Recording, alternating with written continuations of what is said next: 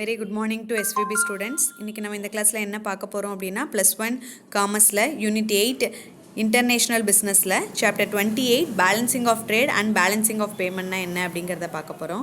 So students பாருங்கள், அதாவது balancing of trade and balancing of payment அப்படிங்கிறது ஒரு இம்பார்ட்டண்டான ஆஸ்பெக்ட் அப்படின்னு சொல்லலாம். அதாவது இன்டர்நேஷ்னல் ட்ரேடை பொறுத்த வரைக்கும் பேலன்சிங் ஆஃப் பேமெண்ட்டும் பேலன்சிங் ஆஃப் ட்ரேடும் ரொம்ப இம்பார்ட்டன்ட் அப்படின்னு சொல்கிறாங்க. அப்போது பேலன்சிங் ஆஃப் பேமெண்ட் அப்படின்னா என்ன? அதாவது பேலன்சிங் ஆஃப் பேமெண்ட் அப்படிங்கிறது எதை ரெஃபர் பண்ணுது அப்படின்னா ஆல் சிஸ்டமேட்டிக் ரெக்கார்டிங், அதாவது எல்லா எக்கனாமிக் டிரான்சாக்ஷனும் எங்கே இருக்கக்கூடிய டிரான்சாக்ஷன் அப்படிங்கும்போது ஒரு கண்ட்ரிக்கும் அனதர் கண்ட்ரிக்கும் இருக்கக்கூடிய எக்கனாமிக் டிரான்சாக்ஷன் எப்படி இருக்குது அப்படிங்கிறத தான் என்ன சொல்கிறாங்க அப்படின்னா பேலன்சிங் ஆஃப் பேமெண்ட் அப்படின்னு சொல்கிறாங்க. ஸோ அதுதான் பேலன்சிங் ஆஃப் பேமெண்ட், BOP அப்படின்னு சொல்கிறாங்க. சரியா? ஸோ அதுக்கடுத்து பார்த்தோம் அப்படின்னா it contain a classified record of all receipt and payment arising from the goods exported and service rendering to the capital services by residential country and payment made by them account of goods imported services rendering to the capital transfer. So goods import பண்ணுறது export பண்ணுறது மூலமாக என்ன மாதிரியான transaction, என்ன மாதிரியான capital ட்ரான்ஸ்ஃபரிங்லாம் நடக்குதோ, so இதை தான் என்ன சொல்கிறாங்க அப்படின்னா பேலன்சிங் ஆஃப் பேமெண்ட் அப்படின்னு சொல்கிறாங்க. ஓகேவா? ஸோ அதுக்கடுத்து பார்த்தோம் அப்படின்னா purpose of preparing balancing of payment அப்படின்னு சொல்கிறாங்க. இதில் பார்த்தோம் அப்படின்னா principles, important principles rules analysing பண்ணுறாங்க. அதாவது மானிட்டரி பொசிஷன் எப்படி இருக்கும் இன்டர்நேஷ்னல் லெவலில். ஜஸ்ட் லைக் சொல்லணும் அப்படின்னா மொத்தமாக கண்ட்ரியில் இருக்கக்கூடிய ரெசிப்ட் எவ்வளோ, கண்ட்ரீஸில் இருக்கக்கூடிய பேமெண்ட்ஸ் எவ்வளோ, ஸோ இது எல்லாமே பார்த்தோம் அப்படின்னா பேலன்சிங் ஆஃப் பேமெண்ட் அப்படின்னு சொல்கிறாங்க. ஓகேவா? ஸோ அதுக்கு அடுத்து பார்த்தோம் அப்படின்னா balancing of payment helps in forming monetary fiscal and trade policies of country அப்படின்னு கொடுத்துருக்காங்க. ஸோ இதில் பார்த்தோம் அப்படின்னா இந்த பேலன்சிங் ஆஃப் பேமெண்ட் எதையெல்லாம் ரெஃபர் பண்ணுறதுக்கு யூஸ்ஃபுல்லாக இருக்குது அப்படின்னு சொல்கிறாங்க. ஃபார்மிங் ஆஃப் மானிட்டரி, ஸோ மானிட்டரியை ஃபார்மிங் பண்ணுறதுக்கும் ஃபிசிக்கல் ட்ரேடை நம்ம மானிட்டர் பண்ணுறதுக்கு யூஸ்ஃபுல்லாக இருக்குது அப்படின்னு சொல்கிறாங்க. சரியா? அதுக்கடுத்து பாருங்கள், net result revolved by the BOP. Balancing of பேமெண்ட்டை பொறுத்த வரைக்கும் நெட் ரிசல்ட் என்ன கிடச்சிருக்கு அப்படிங்கும்போது எல்லா கண்ட்ரிஸோட எக்ஸ்போர்ட் பண்ணக்கூடிய இம்போர்ட் பண்ணக்கூடிய அந்த ரெசிடென்சியல் சேவர்ஸ் எப்படி இருக்குது, அதாவது ஒரு கண்ட்ரிக்கும் இன்னொரு கண்ட்ரிக்கும் இருக்கக்கூடிய அந்த எக்கனாமிக் டிரான்சாக்ஷன் எப்படி இருக்குது, இது எல்லாமே அந்த எக்கனாமிக் க்ரோத் எப்படி இருக்குது, லாங் ரன்னா ஷார்ட் ரன்னா, இது எல்லாமே நம்ம அனலைஸ் பண்ணுறதுக்கு யூஸ்ஃபுல்லாக இருக்கிறது தான் இதை என்ன சொல்கிறாங்க அப்படின்னா net result for revolved by BOP அப்படின்னு சொல்கிறாங்க. அதுக்கு அடுத்து பார்த்தோம் அப்படின்னா நமக்கு என்ன கொடுத்துருக்காங்க, டெஃபினிஷன் கொடுத்துருக்காங்க பாருங்கள். According to International Monetary Fund, the balancing of payment for giving period is a systematic record of all economic transactions taken place during the period between residential of the reporting country அப்படின்னு சொல்லியிருக்காங்க. அதாவது international monetary ஃபண்டை பொறுத்த வரைக்கும் ஒரு balancing of payment அப்படிங்கிறது ஒரு particular பீரியடுக்குள்ளே இருக்கக்கூடிய எக்கனாமிக் டிரான்சாக்ஷன் அப்படின்னு சொல்கிறாங்க. பர்டிகுலர் பீரியட்னா என்ன?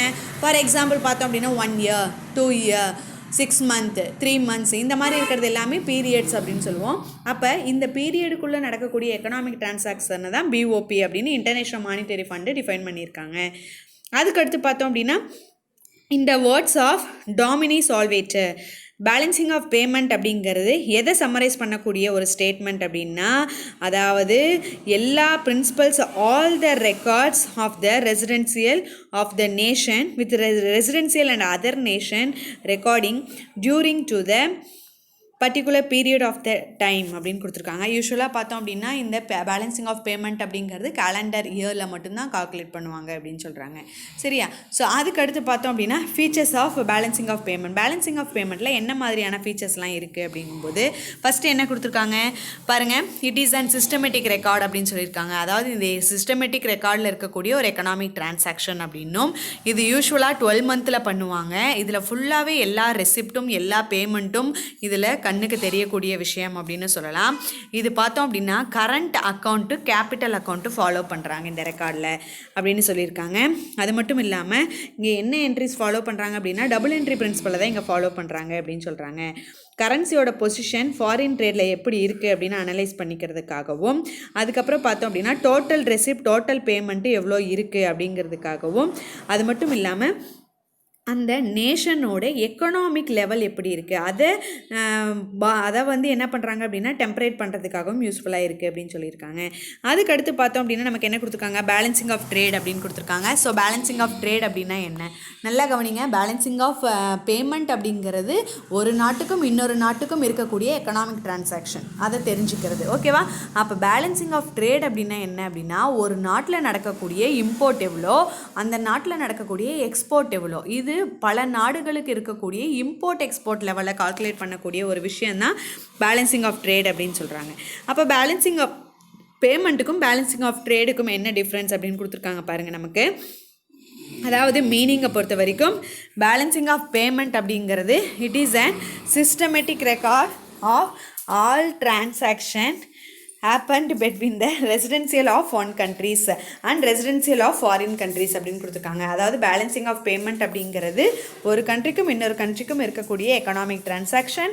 பேலன்சிங் ஆஃப் ட்ரேட் அப்படிங்கிறது எக்ஸ்போர்ட் இம்போர்ட் பண்ணக்கூடிய ஒரு விஷயம் அப்படின்னு சொல்கிறாங்க.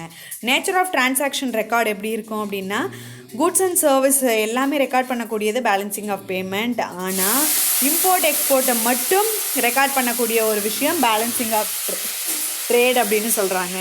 அதுக்கடுத்து பார்த்தோம் அப்படின்னா கேபிட்டல் டிரான்சாக்ஷன் அப்படின்னா என்ன அப்படின்னா ரெக்கார்ட் கேபிட்டல் டிரான்சாக்ஷன். அதாவது எல்லா ரெக்கார்ட் ஆஃப் கேபிட்டல் டிரான்சாக்ஷனும் இங்கே நடக்கிறது என்ன சொல்கிறாங்க அப்படின்னா பேலன்சிங் ஆஃப் பேமெண்ட் அப்படின்னு சொல்கிறாங்க. இது வந்து எல்லா இதுவும் கேபிட்டல் வந்து டிரான்சாக்ஷன் நடக்காது அப்படிங்கிறத தான் பேலன்சிங் ஆஃப் ட்ரேட் அப்படின்னு சொல்கிறாங்க. ஓகேவா? அதுக்கடுத்து ஸ்ட்ரக்சர் பார்த்தோம் அப்படின்னா எப்படி இருக்கும், இது வந்து யூனிலேட்ரியல் ட்ரான்ஸ்ஃபராக இருக்கும். அதுவே பேலன்சிங் ஆஃப் ட்ரேட்டை பொறுத்த வரைக்கும் கரண்ட் அக்கௌண்ட் ஆஃப் பிஓபியாக இருக்கும். நெட் பொசிஷன் எப்படி இருக்கும் அப்படிங்கும்போது ஈக்குவல் பேமெண்ட் சைடு, அதாவது பேமெண்ட்டும் ரெசிப்டும் ஈக்குவலாக இருக்கா அப்படின்னு பார்ப்பாங்க. ஆனால் ஒரு பேலன்சிங் ஆஃப் ட்ரேடை பொறுத்த வரைக்கும் ஃபேவரபிள் அன்ஃபேவரபிள் இருக்கா அப்படின்னு தான் பார்ப்பாங்க. சரியா? அதுக்கடுத்து பார்த்தோம் அப்படின்னா இண்டிகேட்டர் ஆஃப் எக்கனாமிக் ஸ்டேட்டஸ் நிறைய இருக்குது. கரெக்டிங் அன்ஃபேவரபிள்னஸ் அப்படின்னு ஒன்று இருக்குது. சரியா? ஸோ இது எல்லாமே பார்த்தோம் அப்படின்னா difference between balancing of trade and balancing of trade அப்படின்னு சொல்கிறாங்க. அதுக்கடுத்து பார்த்தோம் அப்படின்னா structures of balancing of payment என்ன மாதிரியான ஸ்ட்ரக்சர்ஸ் இருக்குது அப்படிங்கும்போது இது பார்த்தோம் அப்படின்னா கரண்ட் அக்கௌண்ட், கேபிட்டல் அக்கௌண்ட் அப்படின்னு நிறைய ஸ்ட்ரக்சர்ஸ் இருக்குது அப்படின்னு சொல்லலாம். அதுக்கடுத்து பார்த்தோம் அப்படின்னா இந்த கரண்ட் அக்கௌண்ட்டை பொறுத்த வரைக்கும் ரெண்டு விஷயம் இருக்குது. ஒன்று பார்த்தோம் அப்படின்னா விசிபிள் ட்ரேடு, இன்னொன்று இன்விசிபிள் ட்ரேடு. விசிபிள் ட்ரேடை பொறுத்த வரைக்கும் இம்போர்ட் அண்ட் எக்ஸ்போர்ட் கூட்ஸ்ன்னு சொல்லலாங்க. இன்விசிபிளை பொறுத்த வரைக்கும் நிறைய ஐட்டம்ஸ் இருக்குது. Like banking, shipping, insurance, travel and transportation, இது எல்லாமே பார்த்தோம் அப்படின்னா இன்விசிபிள் ட்ரேட் அப்படின்னு சொல்கிறாங்க. சரியா? ஸோ அதுக்கடுத்து இந்த இருக்கக்கூடிய டிஃப்ரென்ஸ் நம்ம பார்த்துட்டோம். ஸோ கரண்ட் அக்கௌண்ட்டில் என்ன மாதிரியான ஐட்டம்ஸ்லாம் கிரெடிட் சைடு வரும், என்ன மாதிரியான ஐட்டம்ஸ்லாம் டெபிட் சைடு வரும் அப்படின்னு நம்ம கொடுத்துருக்காங்க. ஸோ பாருங்கள், கிரெடிட் ஐட்டம்ஸில் goods export, invisible export, transport service sold abroad, banking service sold abroad, insurance service sold abroad, income received on loan and advancement made in foreign countries, expenses incurred by foreign trust in India. Debit items பொறுத்த வரைக்கும் goods import, invisible import, transport service purchased from the foreign countries, banking service purchased from the foreign countries, insurance service purchased from the foreign countries, visit of our tourist and foreign countries, other services purchased from the foreign countries, interest paid to the loan in home countries அப்படின்னு கொடுத்துருக்காங்க. ஓகேவா? So அதுக்கடுத்து பார்த்தோம் அப்படின்னா capital account. அதாவது பாருங்கள், முன்ன பார்த்தது என்ன அக்கௌண்ட்டு, கரண்ட் அக்கௌண்ட்டு. இப்போ பார்த்தோம் அப்படின்னா கேபிட்டல் அக்கௌண்ட். கேபிட்டல் அக்கௌண்ட்டை பொறுத்த வரைக்கும் 3 காம்பனன்ட்ஸ் இருக்குது. ஃபஸ்ட்டு பார்த்தோம் அப்படின்னா private capital, second banking capital, third official capital. அப்போ ப்ரைவேட் கேபிட்டல்னால் என்ன? ப்ரைவேட் கேபிட்டல் அப்படிங்கிறது ஒரு ஃபாரின் இன்வெஸ்ட்மெண்ட். இது வந்து பார்த்தோம் அப்படின்னா லாங் டேர்ம் லோன் அப்படின்னு சொல்கிறாங்க.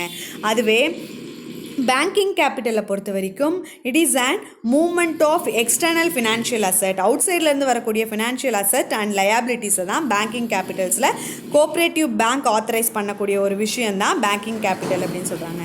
அதுக்கடுத்து பார்த்தோம் அப்படின்னா அஃபிஷியல் கேபிட்டல்னு கொடுத்துருக்காங்க. அஃபிஷியல் கேபிட்டல்னால் என்ன? அதாவது ஆர்பிஐ ஹோல்டு பண்ண அந்த foreign currency. It is and STR, அதாவது ஸ்பெஷல் டிராயிங் ரைட்ஸ் அப்படின்னு சொல்கிறாங்க. ஓகேவா? ஸோ இது எல்லாமே பார்த்தோம் அப்படின்னா என்ன அக்கௌண்ட் அப்படின்னா கேபிட்டல் அக்கௌண்ட். ஸோ ஸ்டூடெண்ட்ஸ் பாருங்கள், இந்த சாப்டர் நமக்கு கம்ப்ளீட் ஆயிடுச்சு. இந்த சாப்டரில் நமக்கு எத்தனை 1 மார்க் இருக்குன்னா 5 1 மார்க் இருக்குது, 6 2 மார்க் இருக்குது, 4 3 மார்க் இருக்குது, 3 5 மார்க் இருக்குது. ஸோ தெளிவாக பாருங்கள். அடுத்த கிளாஸில் அடுத்து என்ன டாபிக் இருக்குது அப்படின்னு பார்க்கலாம். Thank you students.